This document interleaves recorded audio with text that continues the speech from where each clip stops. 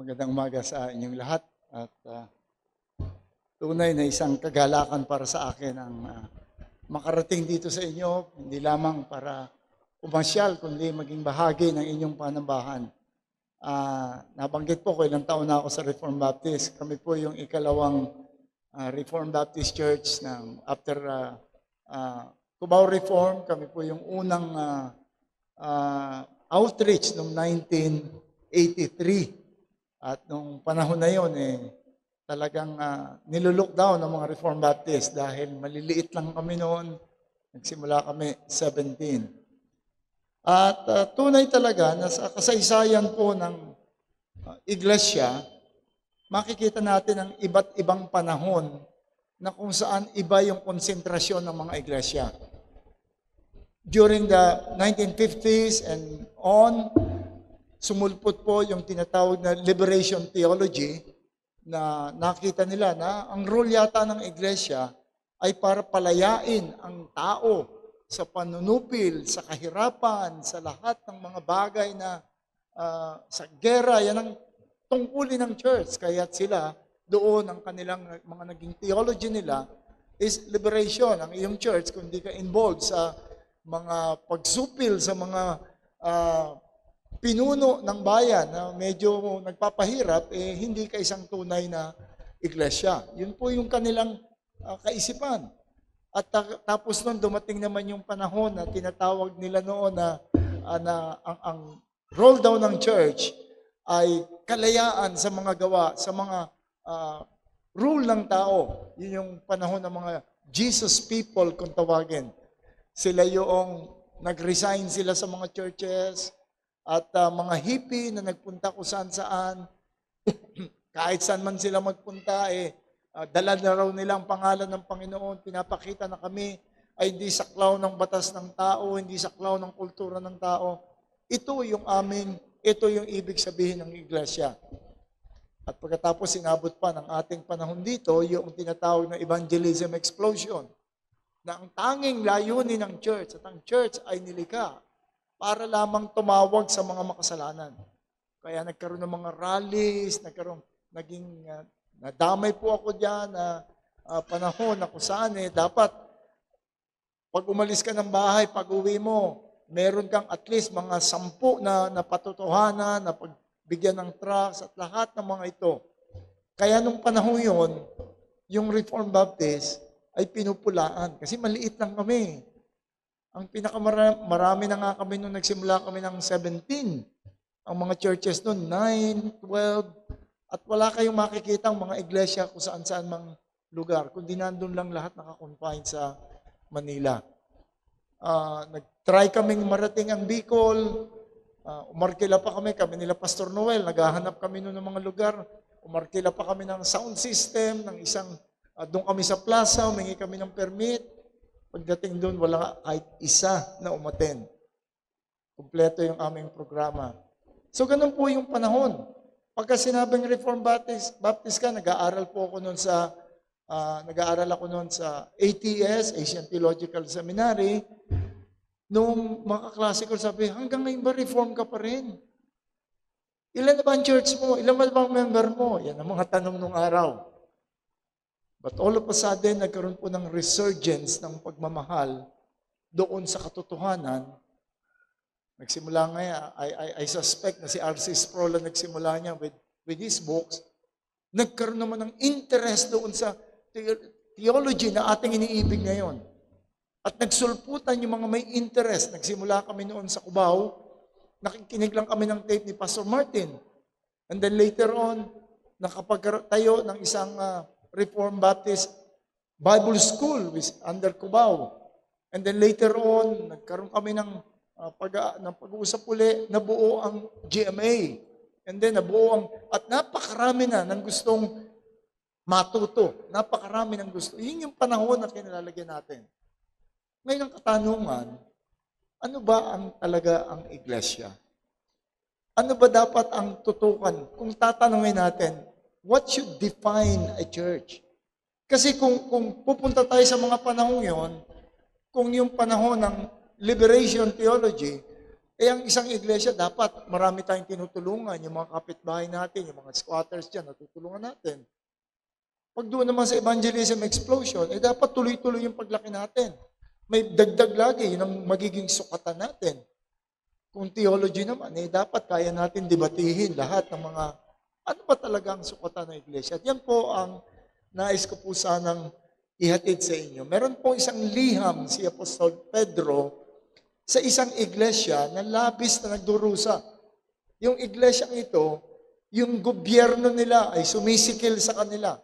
Hindi lang yung gobyerno, nagtatrabaho sila sa mga amo nila, na mga malulupit sa kanila.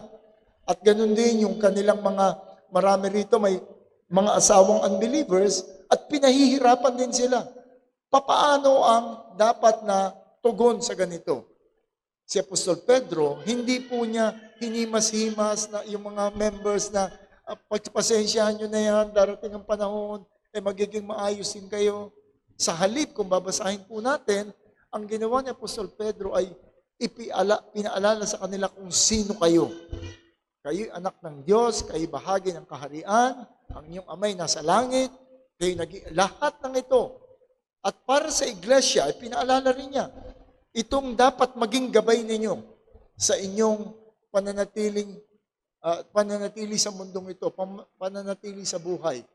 Kung papaano nyo susukatin ang inyong iglesia, papaano nyo paplanuhin ang inyong iglesia. Ito po yung nakita natin sa 1 Peter chapter 2, verse 9 to 10. Kaya yung basahin ko po sa English, hindi ako nakapagdala ng Tagalog na Bible. But you are a chosen generation, a royal priesthood, a holy nation, His own special people, that you may proclaim the praises of Him who called you out of darkness into His marvelous light, who once were not a people, but now the people of God, who had not obtained mercy, but now have obtained mercy. Manalangin po muna tayo bago po natin talakayin ang katotohanan ito. Salamat po aming Panginoon na Ikaw ang aming Diyos na nakakabatid ng amin pong kalagayan. Bago pa lamang namin buksan ang aming mga bibig sa panalangin, alam mo na kung ano yung aming kailangan. Ngunit sa ngayon, Panginoon, nais po naming marinig ang iyong tinig. Nais po namin na mangusap ka sa puso ng bawat isa. Kaya't bigyan mo kami ng lahat ng aming pangailangan upang makita namin ang katotohanan mo at magkaroon ng bisa sa aming buhay. Ilagay mo rin nawa, Panginoon, sa iyong kamay ang iyong lingkod na gagamitin upang maging matibay at mabisang instrumento ng iyong katotohanan. Sa pangalan naming Panginoong Hesus. Amen. Hindi ko po naitanong sa pastor nyo kung gaano kahaba ang aking... Okay, 3 oras po kasi itong... Hindi naman. Okay. Unang-una, nakita natin dito yung identity ng church. Ito po yung paglalarawan ni Apostol Pedro kung ano ba talaga ang iglesia. At kung pamilyar po tayo sa Old Testament, ay makikita din po natin na tila bagay yung binanggit na ito ni Pedro ay paglalarawan sa bayan ng Israel.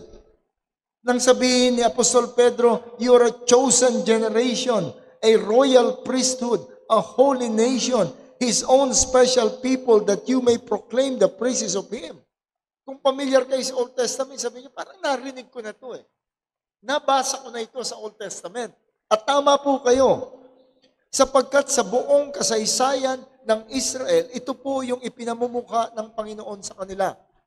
Nang sila ay lumabas doon sa Ehipto, Exodus 19 verse 5, ang sabi, if you will indeed obey my voice and keep my covenant, you shall be a treasured possession among all the people. For all the earth is mine. You shall be a kingdom of priests, a holy nation. Kalalabas pa lamang po nila yon bilang isang bayan doon sa Ehipto. Nang bago sila pumasok doon sa ipinangakong land ng ating Panginoon, itong kanyang sinabi, Deuteronomy 7:6, you are a people holy to the Lord your God. The Lord your God has chosen you to be a people for His treasured possession out of all the people who are on the face of the earth. And then finally, bago sila parusahan ng Panginoon at padala doon sa captivity, ang sabi ng ating Panginoon, Isaiah 43:21, the people whom I formed for myself, that they may declare my praises. Eksakto po. Yung pagkakalarawan ni Apostol Pedro sa iglesia, kung ano tayo, yun po yung ginamit ng ating Panginoon para ilarawan yung Israel. At hindi niyo po pwedeng ibigay yung paglalarawan na yon sa dalawang entity. Kasi pag sinabing, you are holy, cut off, ibig sabihin kayo natatangi sa ilan. Kayo natatangi. Notice all itong paglalarawan na to ay paglalarawan sa Israel. Ang Israel ay holy nation, chosen or elect. Ang ating Panginoon, ang Israel lamang ang tanging bansa kung kanino nangusap ang Panginoon, kung kanino inihabilin ang batas ng ating Panginoon. Pag sinabing holy nation, ibig sabihin cut off, separate. Yun pong ibig sabihin ng word na holy. Both in the Old Testament and in the New Testament. Pag sinabing holy, ibig sabihin, parang merong isang sabihin na natin, patola na pinutol-putol mo at yung dulo, yun ang ibinukod mo. Yun yung holy. Cut from the rest. Inihiwalay doon sa rest. Ito yung ibig sabihin. Para maintindihan po natin yung holiness na itong sinasabi, ibig sabihin po, ang lahat po, hindi po ibig sabihin na sila walang kasalanan. Lahat po ng tao ay makasalanan. Ang lahat ng tao ay nasa ilalim ng poot ng Diyos. Lahat ng mga bansa ay naghihimagsik sa ating Panginoon. Walang pwedeng lumapit sa Diyos. Walang pwedeng manalangin sa Diyos at tatanggapin ng ating Panginoon. Ngunit itong mula dito sa mga bansa na masasama at mga makasalanan, kumuha ang ating Panginoon ng isang bansa, inihiwalay niya sa mga bansa, at ito ay tinangi niya bilang kanyang bansa. Sila lamang yung tao na pwedeng lumapit sa Diyos. Sila lamang yung kinakausap ng ating Panginoon. Sila yung pwedeng tumayo sa harapan ng Panginoon at hindi sila mapuksa ng kabanalan ng Panginoon. Alam niyo, walang taong pwedeng humarap sa Panginoon nang hindi siya puksain ng kabanalan ng Diyos. Pero ang Israel, pinahintulutan sila ng Panginoon. Nagtalaga ang Panginoon ng isang lugar kung saan sila ay makalalapit, makapaghahain, makapapanalangin sa ating Panginoon. Nagrireklamo pa nga sila. Binigyan sila ng mga saserdote o yung mga priest na magre-represent sa kanila sa harapan ng ating Panginoon. At lahat po itong mga paglalarawan na ito ay objective. Ibig sabihin, nakatuon sa iisang Diyos. Pag sinabing, ikaw ay holy to God, chosen for God, lahat patungo sa Panginoon, yung lahat ng paglalarawan na ito. At bakit po ginawa ito ng Panginoon? Bakit niya kinuha ang isang bansa, inihiwalay niya, at tinangi niya? Ano ang layunin niya? Sabi po sa Isaiah 43 verse 21, the people whom I formed for myself, that they might declare my praise. Upang ipahayag ang aking kapurihan. Ibig sabihin, inihiwalay niyang Israel upang ang kabanalan ng Panginoon, ang katuwiran, ang kalinisan ng Panginoon ay masaksihan dito sa bayang ito. Kapag tinignan sila ng maraming mga bansa, ay masasabi nila na ang Diyos ay banal. Ang Diyos ay pure. At parang yung kanilang pagpapasakop sa Panginoon, yung kanilang pagsunod sa Panginoon, pag nakita ay masabi na ang Diyos ay hari. Sa klase ng pagsunod nyo yan, ang Diyos nyo ay hari. Alala ko, meron kaming isang miyembro na galit yung kanyang magulang doon sa, yung anak niya kasi sunod-sunuran. Sabi sunod-sunuran sa Lahat ng rules ng church, talagang maghapon, nandun siya sa church. Pag may prayer meeting, nandun siya. Kaya ang tawag niya sa church namin, ang kulto ni Maramara. At ang sabi niya, siguro diktador yung ano nyo yan, ano? Diktador yung pastor nyo. Bakit buong buhay nyo na kinukontrol niyan? Dapat may nililigawan nga siya. Nakita ko may konting problema, so dinil ko yon.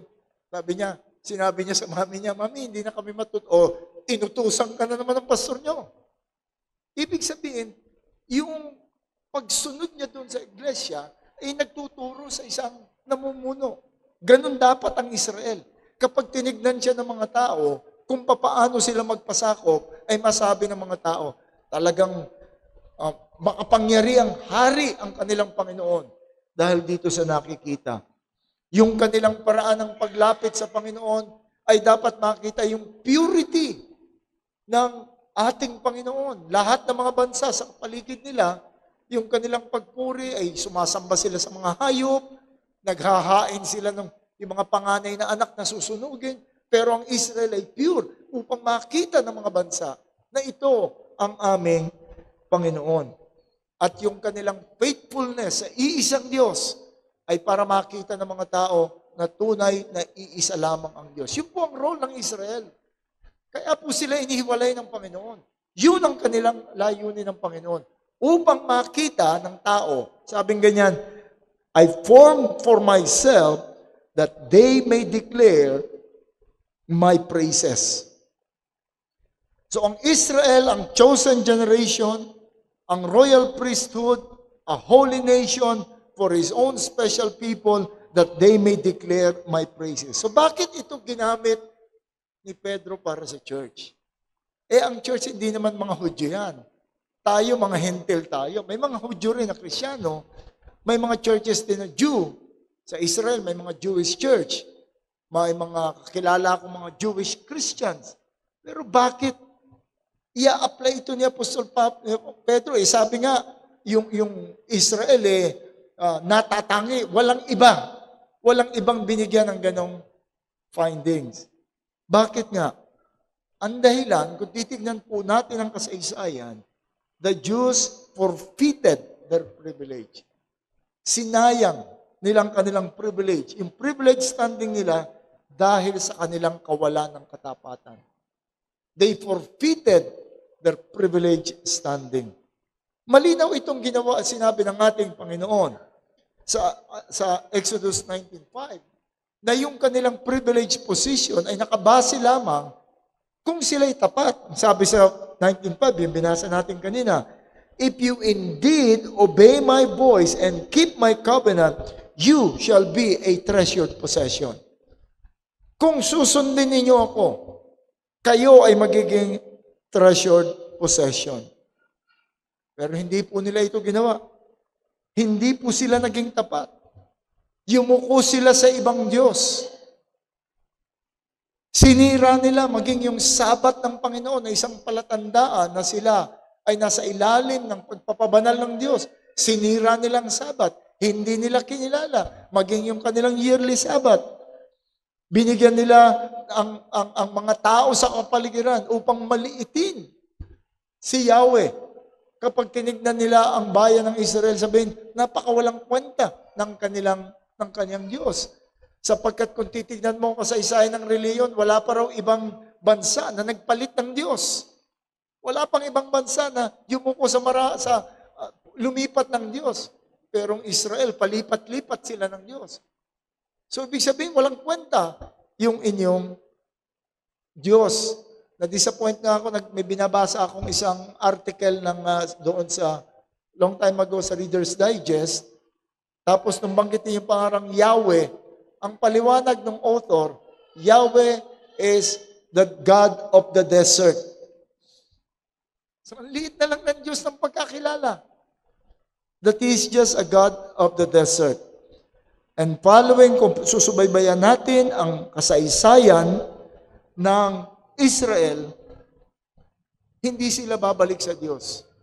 Finorfeit nila yung kanilang relasyon sa Diyos. At wala silang balak bumalik sa Diyos kahit ano pang gawin. Pinarusahan sila ng maraming pagkakataon natalo sila ng mga bansa sa kanilang kapaligiran, hindi sila bumalik sa Diyos. Binigyan sila ng kagutuman, binigyan sila ng uhaw, hindi sila bumalik sa Diyos. Finally, dinala sila into captivity. 70 years in captivity. Pagbalik nila, hindi pa rin nila kilala ang Diyos. Meron silang relihiyon na para bang kumikilala kay Yahweh, pero nung ipakita na yung Messiah na ipinangako sa kanila, ni-reject nila. Ayaw nila nitong Messiah. So wala talaga silang balak na bumalik. Hanggang dumating ang Panginoong Hesus, naging unfaithful sila.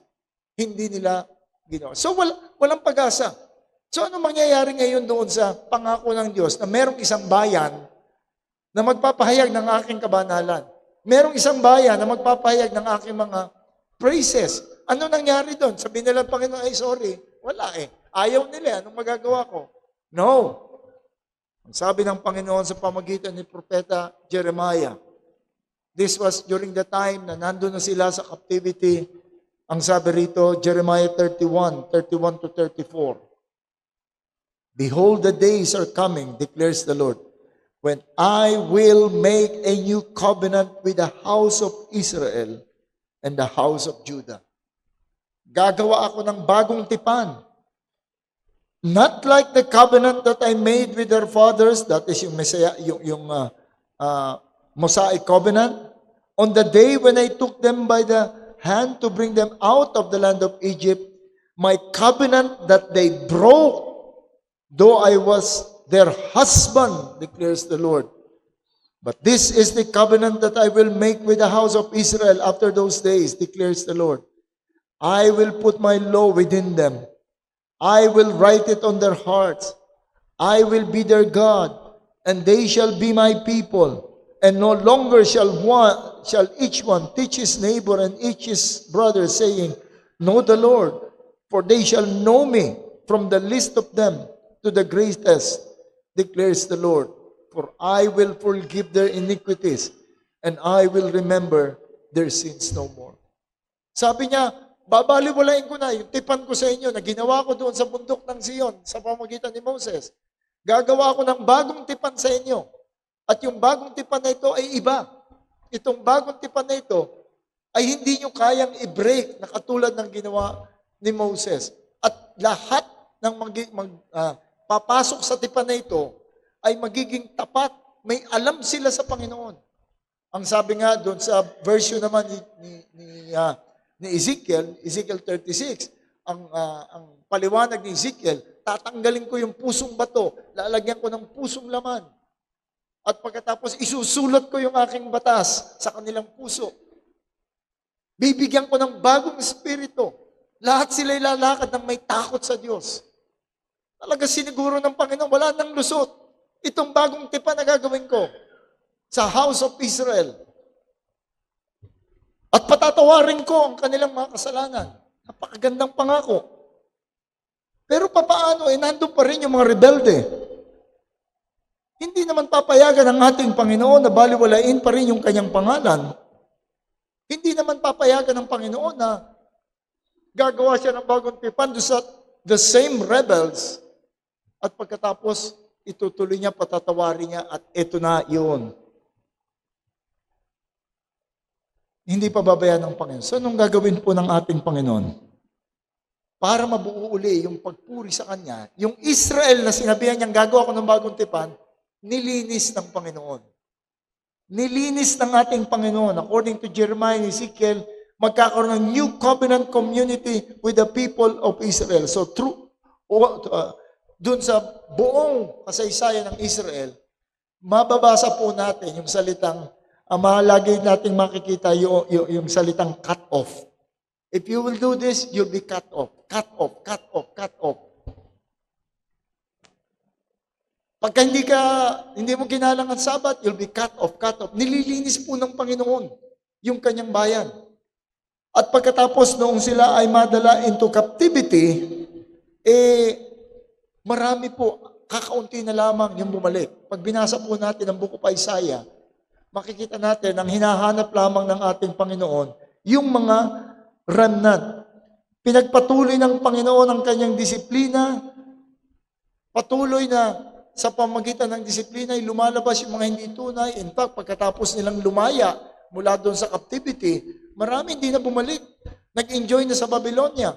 Marami ang nangalat na lamang kung saan-saang panig ng mundo. Pero hindi pa puro natapos.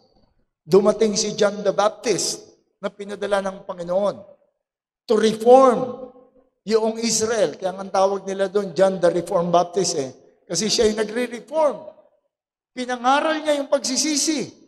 Ipinangaral niya at yung kanyang sarili, hindi naman siya kaakit-akit talaga. Makita niyo yung ayos niya, pero mukha siyang propeta. Hindi lahat sumunod. Yung mga pinuno, yung mga pariseyo, hindi sumunod. So they were all cut off. Cut off na naman. So kukunti na lamang yung dumating na lamang na sumunod kay John the Baptist. The same nation, Jewish nation. But in the eyes of God, cut off na lahat kayo. Ito na lamang naniwala kay John the Baptist. Hindi pa puro natapos ang Panginoon. Dumating ang ating Panginoong Jesus. Dumating si Jesus hindi lamang upang magligtas, kundi upang paghiwalayin ang mga tupa sa mga kambing. Sa lahat ng pangaral ng ating Panginoon, ano po nangyayari? May mga umaalis.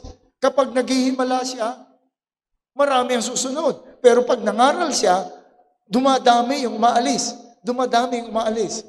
Hanggang sabi sa atin, I think it's in John 6, that marami sa mga sumunod sa Panginoon, hindi na sumunod. Kaunti na lamang. Lalo na nung nakitang malapit na siyang hulihin, wala nang sumunod. So, kukunti na lang po yung natira sa bayan ng Israel.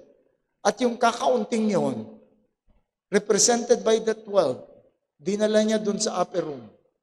At doon sa upper room, sinabi niya, I'm making a new covenant with you. Sino po yun nandun? That's the nation of Israel. The remnant of the nation of Israel. Sila yung purified Israel. Sila yung Israel na nilinis. Sila pa rin sapagkat ang pangako ng Panginoon, the days are coming, declares the Lord, when I will make a new covenant with the house of Israel. At pagkatapos po nitong covenant na ito, namatay ang Panginoon kinabukasan para i-ratify yung covenant na new covenant na yon. Namatay siya. So, yung covenant is now in place. At nang ang ating Panginoon ay bumangon mula sa mga patay, inihabilin niya sa mga tao, mula ngayon, kayo na mga remnant of Israel, hahayo kayo sa ibang lugar, ipangangaral niyong ebanghelyo, you will make disciples of all nations.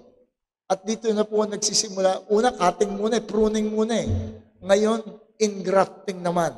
Tawagin niyo yung mga hentil. Tawagin ninyo yung mga Samaritans. Isalin ninyo. After the resurrection, and then pagkatapos nun, He sent His Holy Spirit. He sent His Holy Spirit to empower these Jews, this remnant of the people of Israel. At nung sila ay ma-empowered during the time of Pentecost, ang unang pangaral nila, they called back. Tinawag nila yung ilang pang mga Israelitas, at ito ay may 3,000 were saved, and then 5,000, and then daily the Lord was saving from among the Jews. And then they were sent out and engrafted Gentiles. Ano po itong nilalarawan natin? Ano yung Israel na yon? Na nagsimula bilang Israel, dinisaw ng Panginoon, nilinis, then made a new covenant, and then engrafted yung mga Gentiles. That's us. Tayo yun. The Church of the Living God. Kaya ginamit ni Apostol Pedro yung paglalarawan na yon. Kaya ginamit ni Apostol Pedro sapagkat yun talaga tayo. Tayo yung Israel na nilinis ng Diyos, gumawa ng bagong tipan ng Diyos, at pagkatapos ay sinakop ang mga hentil at nabuo bilang kanyang iglesia. And then, the church went into all the world. So, Gentiles were invited. So, we now have the church as the people of God.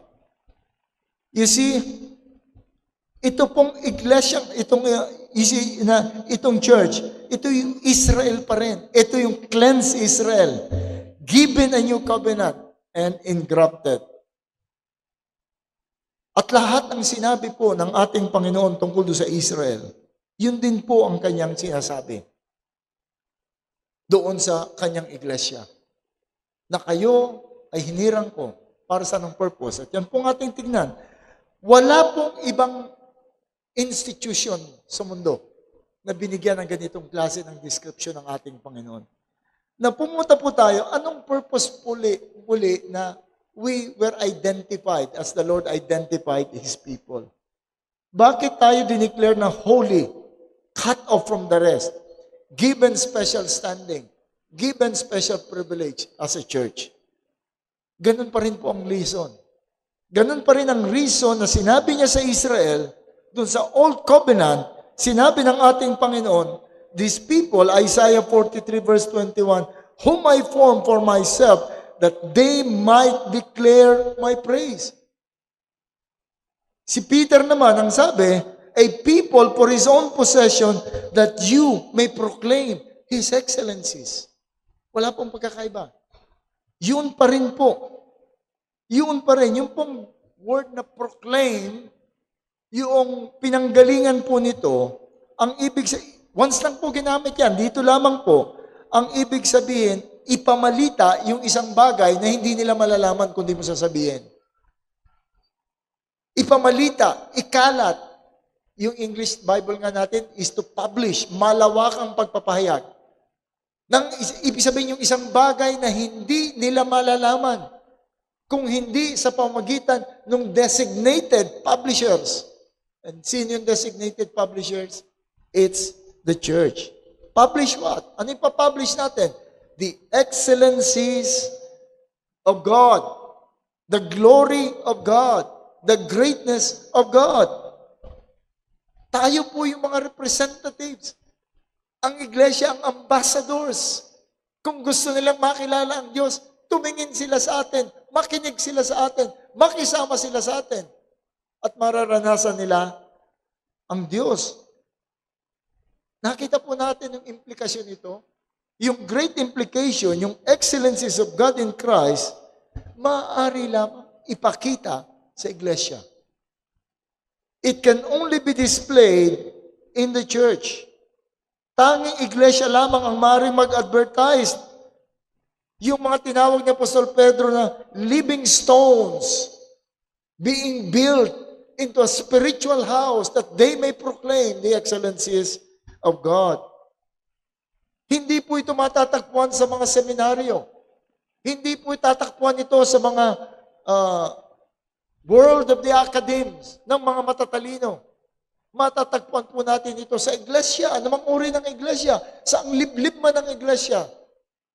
Kahit gano'n ka-primitive yung kultura, itinalaga ang Panginoon ng iglesia na magpahayag ng kanyang kapurihan. Dapat yun ang pangunahin. Yung mga binanggit po natin kanina, yung liberation theology, merong bahagi ng katotohanan doon na dapat natin ipamuhay bilang isang iglesia. Yung evangelism explosion, dapat ipakita rin natin ang pagmamahal natin sa pangangalat ng ebanghelyo. Yung mga Jesus people, dapat talaga makita na tayo ay hindi alipin ng batas at ng kultura ng tao. Tayo ay may mga elemento ng katotohanan doon, but primarily, ang ating tungkulin ay ipahayag, ipakita, ikalat, ipublish ang kapurihan ng ating Panginoon. So, paano po natin ginagawa ito? Paano natin ginagawa? Maraming pagkakataon, maraming bagay, pero ilan lamang po gusto kong banggitin. Ginagawa po natin ito, una sa lahat, kapag tayo ay pumupuri sa Panginoon. Kapag narito tayo, sumasambang sama-sama, sapagkat ang pagsamba, yung pong word na worship, galing po yan sa English word na worthship. Ibig sabihin, yung worth of a person.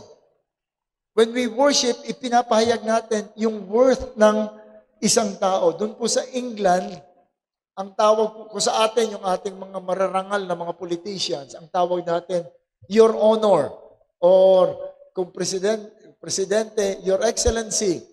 Pero dun sa England, ang tawag nila, Your Worship, the Mayor. Your Worship. Ibig sabihin, may pagkilala. Yun pong ibig sabihin ng worship. Kapag tayo sumasambay, pinapahayag po natin. Kapag tinignan halimbawa ng mga tao sa kapaligiran, yung pagsamba, yung church na yan, they really worship God. At pag pumunta sila, sabi sa atin sa 1 Corinthians 14, ang sabi kapag merong unbeliever na dumalo sa atin, ang masasabi niya ay ano? God indeed is in this place. Narito talaga ang Diyos. Kung papaano tayo pumuri at sumamba sa Panginoon. Hindi lamang sa sanlibutan, sa bawat isa sa atin. Ang sabi ni Apostol Pablo, that we speak to one another in psalms and hymns and spiritual songs, singing and making melody in your heart to the Lord.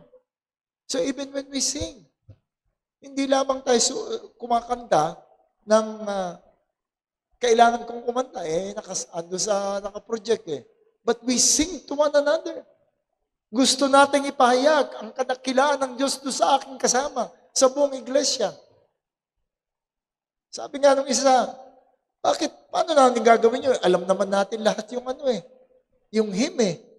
Memorize naman natin yung hymn eh. Bakit kailangan pa tayo magkanta? No? Baka sabihin pa nung katabi ko, alam ko na yan. Ako na lang magme-meditate. No. Hindi lamang yung lyric, hindi lamang yung kanta.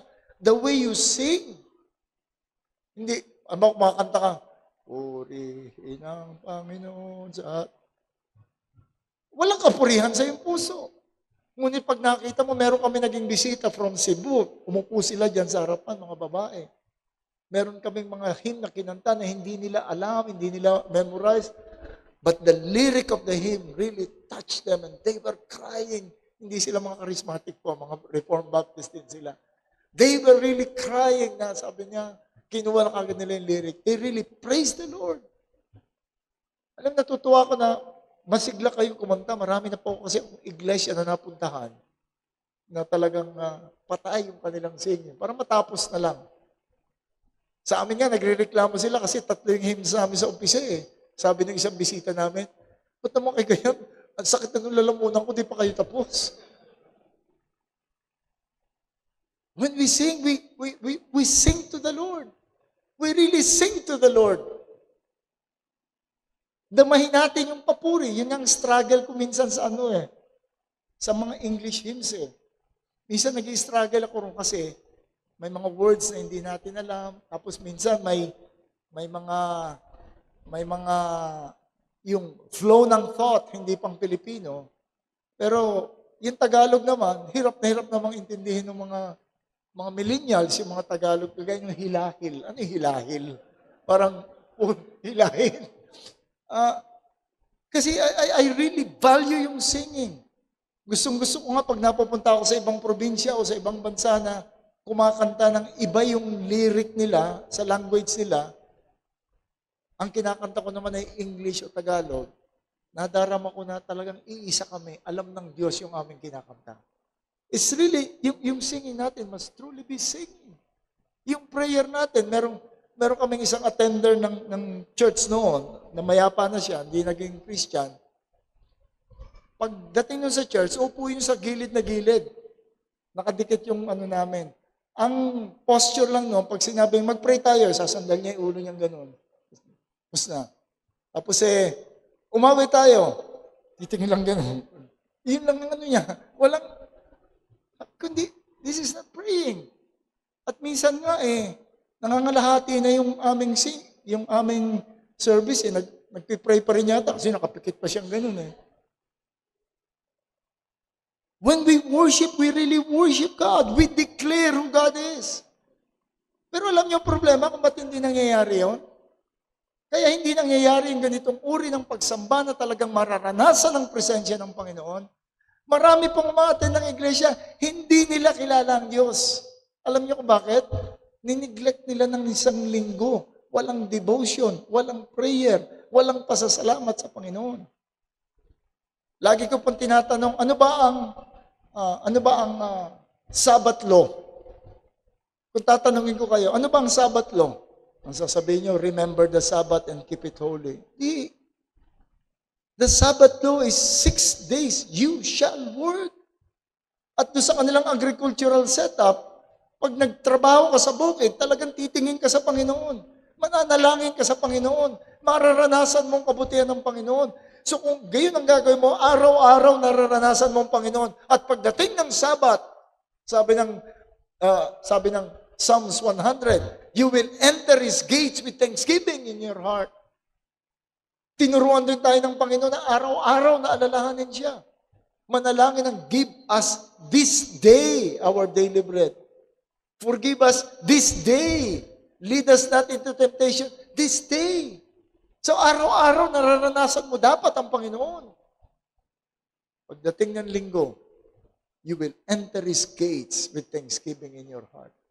At pag kumanta ka, talagang malalaman mo yung pagkanta. So, mga kapatid, ito po ang layunin ng Panginoon pag nagsama-sama tayo. Hindi lamang magbilang kung ilan na tayo, kundi upang purihin ang Panginoon.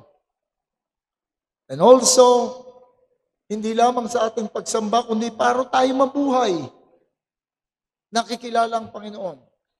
Ang sabi ng ating Panginoong Hesus, Mateo 5:16, let your light so shine before men that they may see your good works and glorify your Father in heaven. Let your light so shine. Ano yung light na yon? That they may see. It's what they see in you. Hindi lang that they may hear. Nakikita ang ating buhay. At pag nakita ang ating buhay, dadakilain nila ang Diyos. Pupurihin nila ang Panginoon dahil sa ating uri ng buhay. Hindi po sapat na sabihin na tayo ay mabait. Alam niyo, walang meaning yung word na mabait eh. Yan lalaking yan, ang bait niya sa asawa niya, kinakaliwa na siya, ayaw pa rin, hindi pa rin nagsasalita. Ang bait talaga niya, hindi po mabait yun. It's not enough that we are regarded na yan ang pinakamabait naming kapitbahay. Kung hindi, dapat makita na pinapahayag natin yung buhay na isa lamang ang magiging dahilan na sasabihin nila kung bakit ganito ito. Siya'y Kristiyano. Siya ay Kristiyano. Yun dapat ang makita na tayo'y Kristiyano. Alam niyo ba kung bakit nabuo? Siguro naibalita naman sa inyo yung kung paano nabuo yung salitang Kristiyano. Ang tawag sa mga tao noon is alagad ng Panginoon. Disciples of the way, disciples of Christ, disciples of Jesus. Yun ang tawag sa kanila noon. Pagdating nila sa Antioch, nagtaka yung mga Antiochen, yung mga taga-Antioch. Sabi, itong mga taong ito, kada salita, Jesus ang maririnig mo. Christ ang maririnig mo. Kapag tinanong mo kung ba't ganyan yung ginagawa nila, Christ pa rin ang maririnig. Pag umawit, Christ pa rin. Puro Christ, puro Christ. Kaya tinawag silang Kristiyani. Little Christ. Insulto sa kanila yon. Wala kayong sariling personalidad. Si Kristo ang nakikita sa inyo. At tumalab po yung salitang yon. Tinawag tayong Kristiyano. So it's when ito kapag tayo ay totohanan na nabubuhay ng isang paraan na buhay na walang ibang pwedeng ipagpaliwanag ang sanlibutan, kundi Kristiyano pala yan. O kung hindi man nila alam, then all of a sudden, natuklasan nila, ay, kaya pala ganun ang ugali nun. Kristiyano pala. Alam niyo, kung titignan po natin ang kasaysayan ng evangelism, buong kasaysayan po ng Christian Church, I think, babanggitin ko rito mamaya, pero pwede mo ulitin mamaya. Ang buong kasi wala sa note ko, ang buong kasaysayan ng Kristyanismo, ng evangelism, wala pa pong nangangaral na hindi siya back ng demonstration of the reality of God. Lahat ng pangangaral po noon, may backing. At ang backing, yung katotohanan ng Diyos. Nung panahon ni Kristo, pag binasa yung Ebanghelyo, anong backing ng pangangaral ng Panginoon? Miracles. Gumagawa siya ng mga miracles. Paggawa niya ng miracle, mangangaral siya ng Ebanghelyo, sabi, totoo yung sinasabi niya kasi may authority itong tao ito. Kaya't kumalat ang ebanghelyo. Pagdating doon sa early period ng mga alagad, ganun din. Meron din silang mga miracles sa early chapters ng Book of Acts. May mga miracles din sila. Nagpapagaling, bumubuhay ng mga patay. Kaya naniniwala sila. Talagang tao ng Panginoon yan. Pero pansinin niyo, pagkatapos sa latter ng Book of Acts, at pagkatapos dito sa mga epistles, kung ano na ang katibayan ng ebanghelyo, hindi na miracle. Yung buhay na ng tao. Nag-run ako ng series, kasi nakita ko yung umattend ako ng isang meeting ng isang mga pastors. Parang ang pinapasalamat nila lagi, dumadami yung kanilang members, marami silang mga outreach, marami silang ganun. Kaya na-curious ako, ano ba yung nagdadala kay Apostol Pablo ng pasasalamat? Tinignan ko ngayon. Alam niyo, I was pleasantly surprised. Ang sinasabi po ni Apostol Pablo sa lahat ng pasasalamat niya, sa Galatians lang siya hindi nagpasalamat. Nagpapasalamat ako sa inyong buhay na kumalat at napatunayan ng inyong pananampalataya. Nagpapasalamat ako sa inyong pag-ibig sa bawat isa. Kaya't nakilala ang ebanghelyo dahil sa inyo. Nagpapasalamat ako sa inyong pagtitiis sa bawat isa. Puro yun ang pinakita. So I ran a series on that, series of sermons. Walang nakita, walang pinasalamatan si Apostol Pablo. Nagpapasalamat ako na ang galing ninyo sa evangelism. Nagpapasalamat ako dahil dumami na kayo. Dati kakaunti lang. Wala po ako nakitang ganon. Puro yung buhay. Yung buhay. Gusto natin yung ating mga anak makakilala sa Panginoon. Ang unang-una ay yung buhay natin na makita. Yun pong layunin ng Panginoon. Tatawagin ng Panginoon ang mga makasalanan, pero meron siyang backing, and that is yung buhay ng iglesia, yung buhay ng kanyang mga. Kaya kita niyo kung paano sinisira ng diablo ang larawan ng Kristyanismo. Away-away. Mga debate sa Facebook. Ang dami natin mga Facebook theologians na Facebook apologists. Away-away sila. Kada maliit na bagay, pag-aawayan yan. Magsalita ka lang ng hindi maganda. Naalala ko nung sumulat ako ng open letter para, sino yung artista? Si Chu, Kim Chu? Kim Chu ba yun? Merong isang artista na, nabasa ko lang, hindi ako nanonood ng kahit ano, nabasa ko lang na may binanggit siya isang programa na sabi niya, tinanong niya yung isang contestant, anong pangalan mo? Sabi ng contestant, Sam. Anong spelling? Yung Sam, P-S-A-L-M. Sam. Parang yun sa Bible. For God so loved the world that He gave Him. Sabi niya, sa Sam yun. Binanatan na siya ng mga Kristiyano.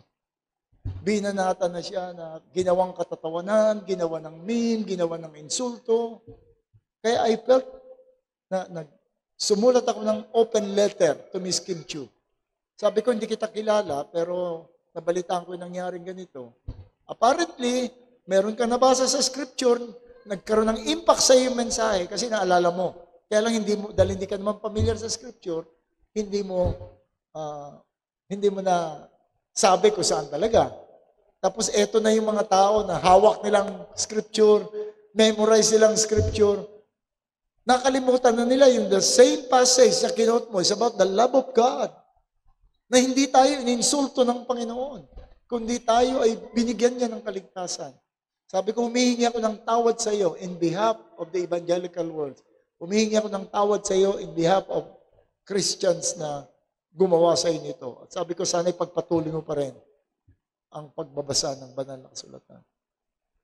So yan po yung ating, hindi tayo nilikha ng Panginoon para ipaglaban natin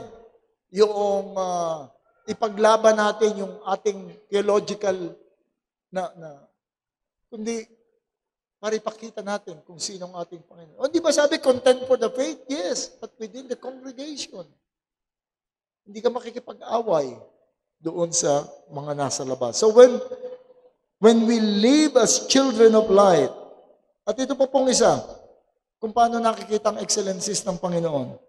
When we love one another with a love that only us can understand. John 13:34 to 35, ang sabi ng Panginoon, "A new commandment I give to you, that you love one another as I have loved you, that you also love one another. By this, all will know that you are my disciples." Nakita po niyo yun? Pag sinabi natin kasi, ang idea ng mga churches, pag sinabing, ipakita natin ang pag-ibig ng Diyos, ang idea kagad nila, tulungan natin yung mga may hirap. May bagyo dyan, magdala tayo ng pagkain doon. Merong isang mga homeless dyan, pakainin natin sila para makita nila ang pagmamahal ng Diyos. Hindi po yun ang sinasabi ng Panginoon na pagpapakita ng pagmamahal. Kung kaya natin gawin, gawin natin yun. Pagkatapos sasamahan ng preaching ng gospel, para makita na itong pagmamahal ng Diyos. Alam nyo, meron ding nadadala sa ganon. But generally, no. Doon po sa Maynila, meron pong isang Baptist Church, Bible Baptist Church, na pag pumunta sila sa isang lugar, may dalang mga pagkain yon. Kainan lahat. Tapos may raffle pa. May ticket kayo. Kaya ang attendance sila grabe. May raffle pa yun ha. Pagkatapos ng preaching, alam niyo tawag ng mga tao ron? Hindi Baptist, Bagtis. May madalang bag eh. Sabi niya, pag nagyaya yung mga tao, andyan na yung mga Bagtis. Kasi alam nila, uuwi sila, may dala silang bag. So ito po, hindi yun ang pag-ibig. Ang sabi po sa atin ng ating Panginoon, love one another as I have loved you. When you love one another, then the world will know that you belong to me. You are my disciples.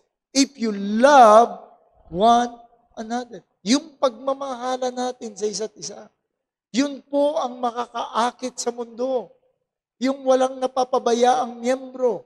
Walang nag-aaway na hindi naaayos. Yung pagmamalasakitan ng mga miyembro. Nakikita ng sanlibutan at sasabihin, gusto ko ring maging bahagi ng inyong iglesia dahil sa inyong pagmamahalan. Then, ang kapurihan ng ating Panginoon ay nalululhati. So you see, ilan lamang po yan sa mga bagay na ating dapat gawin upang tayo ay magkaroon ng pagtupad doon sa gusto ng Panginoon, that we proclaim the excellencies of God. So nakita natin, Christianity is not about nawala lahat ng problema ko mula nung maging Kristiyano ko, o napayapa ang kalooban ko nung maging Kristiyano ko, o naintindihan ko na ang lahat na maging Kristiyano ko. Tama pong mangyari lahat ng ganon. Ngunit ang isang dapat tignan, nabigyan ko na ba ng luwalhati ang Diyos sa pamagitan ng aking buhay? Doon po nagkamali ang Israel. Hanap lang sila ng hanap sa Diyos. Hindi nila binigyang luwalhati ang Panginoon.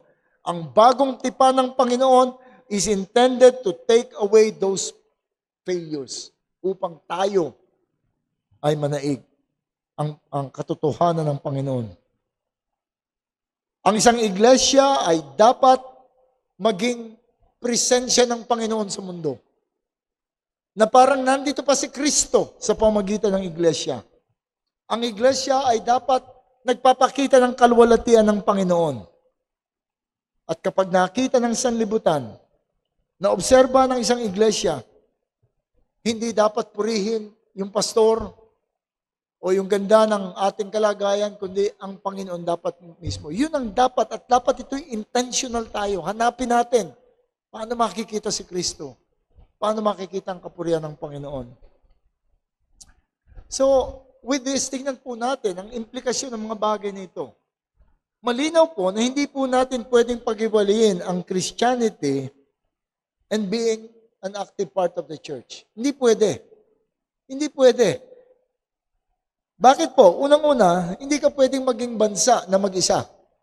Sabi ng Panginoon, you're a holy nation. At doon sa bansang ito, binigay ang mga utos ng Panginoon. Ang liham ng ating mga apostol, puro sa churches, except kay Timothy, kay Titus, at sa Philemon. So itong kanilang ating nakita. We must be a holy nation. We must be part of the church. Kung meron akong kinakausap dito na alam mong ikaw ay nananampalataya, dapat ka maging bahagi ng iglesia.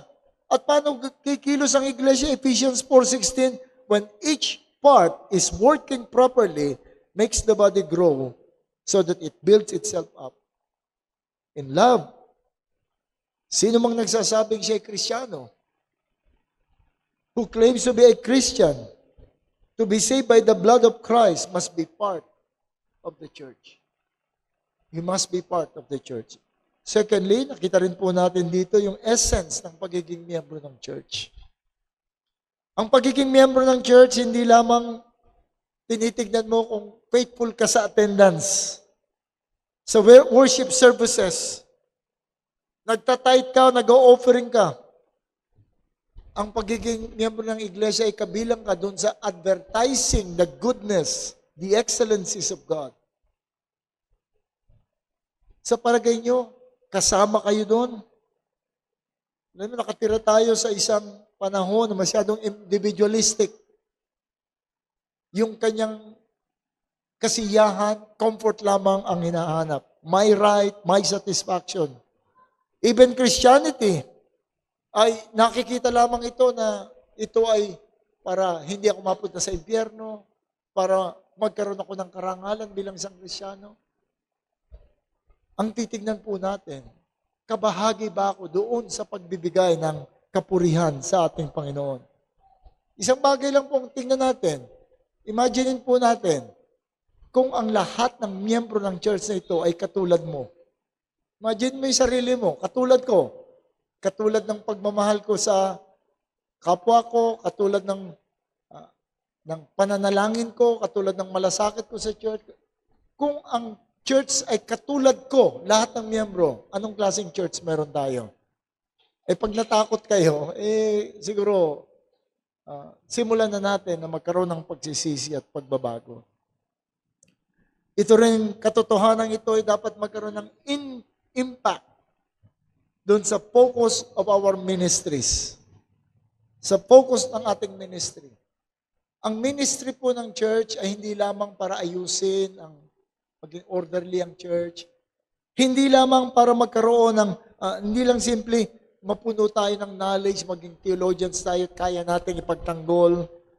Hindi lamang ito para i-convert ang buong mundo sa Christianity o gawing reform lahat ng mga miyembro, lahat ng mga churches dito sa kapaligiran.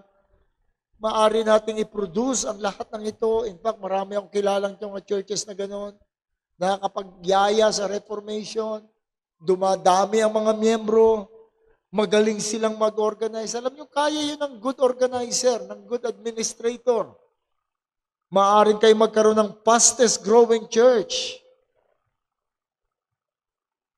Pero if we fail to lead, pero kung hindi natin nadadala sa kapurihan ng Diyos, yung buhay, dumadami ka nga, yung mga tatay naman, hindi natututunang magpakabanal sa bahay. Yung mga anak, hindi makita ang kabanalan sa magulang. Yung mga magulang na hindi unbeliever, hindi makita yung pagsunod sa mga... Hindi po yun. I made a challenge one time to a group of pastors na lalo na nung marinig ko na puro pagpapalaki. Tinanong ko sila, ilan sa mga anak, sa mga miyembro ninyo ang merong family devotion? Ilan ang may mga personal devotions? Alam nyo ba? At tinanong kong isang tanong, ilan sa mga kalalaki nyo ang hindi sumisilip sa mga pornography sa internet? Kasi I made a discovery na maraming mga Kristiyano. Nag-rounds ako sa aming mga kalalakihan at tinanong ko sa isa, alam nyo, mahirap magsinungaling pag tinanong mo point blank eh. At marami ang umamin. Salamat sa Panginoon. Sila'y nagbago. They report to me almost every Sunday without asking them to do, just to assure me na. Sabi ko sa mga pastor, alam niyo ba kung ilan sa mga members niyo ang sumisilip sa pornographic site? Alam niyo ba ilan sa mag-asawa ang sawang-sawa na sa bawat isa? Maaari tayong lumaki kung dito tayo masisirang. Sabi ng ating Panginoon, Ephesians 4, na ang layunin ng ministry is for the perfection of the saints. For the perfection of the saints. So nakita po natin mga kapatid, kapag nabasa natin ang ating banal na kasulatan, makikita po natin na ang layunin ng Kristyanismo ay mabago tayo. Mabago tayo, tayo ay mapabilang sa isang iglesia nagpapahayag ng kaluwalhatian ng Diyos. Nagkakaroon tayo ng lakad sa kabanalan. So all those who claim to be Christians, saved by the blood, and are members of the local church, ang inyo bang buhay ay nakatuon para dito? At hindi ang Kristyanismo isang maliit na bahagi lamang na aking buhay para magandang aking buhay. Can you say, masasabi mo ba na ang layunin mo sa buhay mo ay ipakita ang kaluwalhatian ng Diyos? Masasabi mo ba sa iyong witnessing? Kapag nag-witness ka sa mga anak mo, sa mga kaibigan mo, kaya mo bang sabihin, alam mo, pag nanampalataya ka, magiging katulad mo ako. Ikaw ay magiging katulad ko. Ano kayo sasabihin ng kaibigan mo? Pag nanampalataya ka, ikaw ay magiging katulad ko. Kapag hindi pa kayang sabihin yun, tignan mo na kung alin yung mga dapat baguhin, isuko mo sa Panginoon. Kasi yun ang discipleship eh. Imitate me as I imitate my Savior. At dali natin itong level na to the level of the church. Can you say that the goal of this church is to publish the excellencies of God? Na ang ating ultimate goal is none other than giving glory to God. Malinaw sinasabi ko sa amin sa pasimula pa lamang ng pagiging pastor ko 41 years ago, na hindi ko layunin na magpalaki lamang tayo. I'd rather have 5 or 9 members na may pagmamahal sa Diyos at may pagnanasang lumakad ng may kabanalan. And I am not impressed doon sa mga tao na nagpapakita ng magandang gift, pero sira ang kanilang personal devotion. I even told the men, kung wala kayong regular devotion, please do not participate sa public prayer because that's hypocrisy. Kung wala kayo ng inyong personal devotion, tingnan po natin, ganito ba tayo? At ito'y nagpapakita rin na kung wala kang bahagi sa Diyos, kung hindi mo kilala ang Diyos, kung hindi mo pa isinusuko ang iyong buhay sa pagsisisi at pananampalataya, hindi ka pwedeng maging bahagi ng church. Pwede kang makidalo, makipakinig, makiawit, ngunit hindi ka kabilang na bahagi ng church. Because you cannot proclaim the excellencies of God that you do not know, you have not experienced. You need to surrender your life first to God, to Christ, in repentance and faith. Pagpalain nawa ng Panginoon ang mga nalalabi pang sandali, nalalabi pang panahon na sana'y humaba pa sa iglesyang ito at patuloy tayong lumago sa pagluwalhati sa Panginoon. Manalangin po tayo. Salamat po, aming Panginoon, ang iyong salita ay malinaw, nagpapahayag, naghahantad ng aming kasalanan, ng aming kakulungan, at nagbibigay liwanag sa landas na aming lalakarin. Nawa, Panginoon, gamitin mo po ang pangangaral na ito upang makita ng lahat kung saan lalakad ang isang iglesia, kung saan lalakad ang mga Kristiyano. Bigyan mo, Panginoon, ng determination ng bawat isa. At dalangin namin, Panginoon, kung meron man dito sa aming kalagitnaan ng wala pa sa iyo, ang amin pong dalangin, sana'y gumawa ka sa kanya at makita niya ang pangangailangan niya ng tagapagligtas. Nasahin dinawa niya, Panginoon, na mapabilang sa iglesyang ito. Pagpalain mo nawa ang iyong salita sa pangalan namin, Panginoong Jesus. Amen.